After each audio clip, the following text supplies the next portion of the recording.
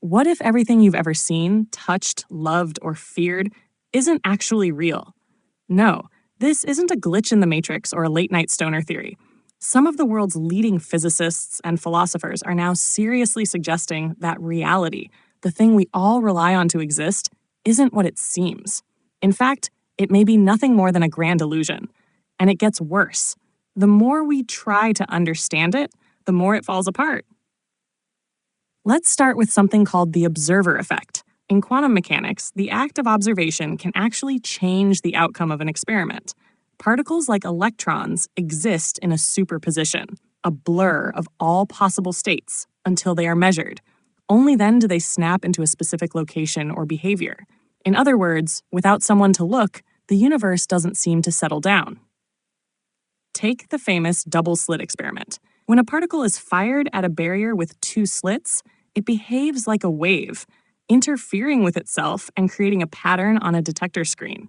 But when scientists try to observe which slit the particle goes through, it instantly stops acting like a wave and behaves like a particle instead. It's as if the universe is saying, "Oh, you're watching? Let me put on my solid form." This isn't just strange, it's deeply unsettling. It suggests that observation might actually create reality. Then there's the issue of objective reality, something that exists independently of our minds.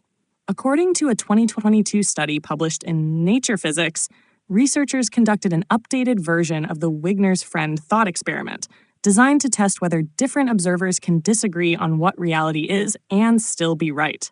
Spoiler alert, they can.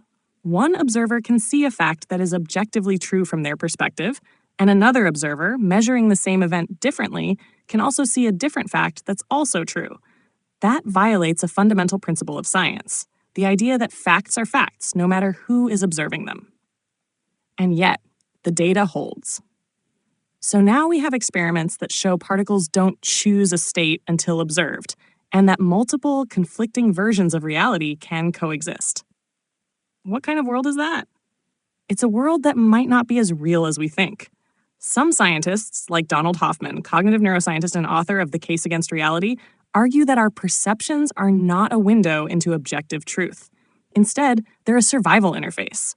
Like icons on your computer desktop, what we perceive, color, shape, space, time, isn't what's really there. It's a simplified overlay designed to help us navigate the world, not to reveal its true structure. According to this view, evolution shaped our brains to ignore reality. Seeing the world as it truly is wouldn't help us survive. It would just overwhelm us. So instead, our brains gave us a kind of helpful hallucination. The red apple isn't red or apple-shaped at the fundamental level. It's just a pattern of data we interpret that way because it benefits us biologically. We think we're seeing truth, but we're really seeing a user interface. Here's where things get even worse. If reality is something that only comes into existence when it's observed, and if our senses can't be trusted to show us what's really there, then how do we know anything is real at all?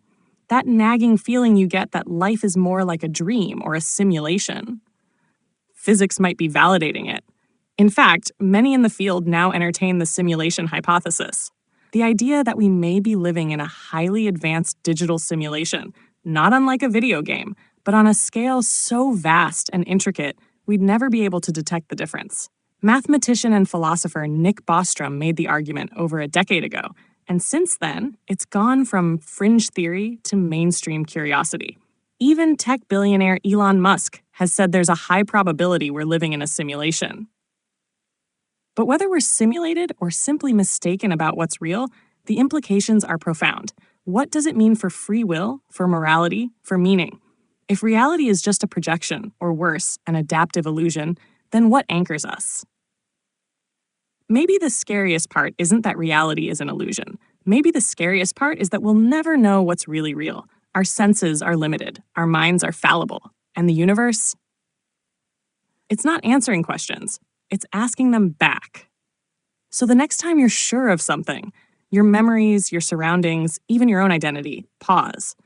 Reality may just be nodding politely, smiling behind a curtain, and whispering, "That's cute."